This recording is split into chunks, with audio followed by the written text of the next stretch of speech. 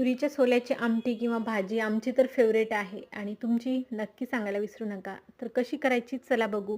तर मी त्यासाठी घेतलेल्या 8-10 हिरव्या मिरच्या छान तिखट जर असतील ना, खूप छान टेस्टी भाजी होते. तर त्याला छान भाजून घ्यायचं आहे आपल्याला. जिरं आणि त्याच्यामध्येच टाकलेलं आहे लसूण.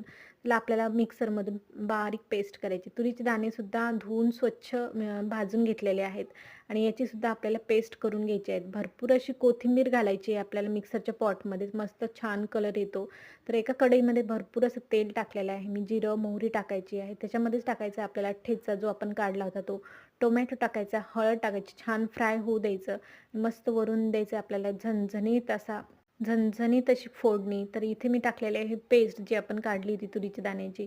तर बघा मस्त तरी आलेली आहे. वरून टाकायचं आहे चवीपुरतं मीठ आणि भरपूर अशी कोथिंबीर आणि जेवढं पाणी हवं आहे तेवढं टाकायचं आणि बघा उकळी आली की मस्त आपली भाजी आणि भाकरी रेडी आहे. भाकरीसोबत, पोळीसोबत नक्की ट्राय करून बघा.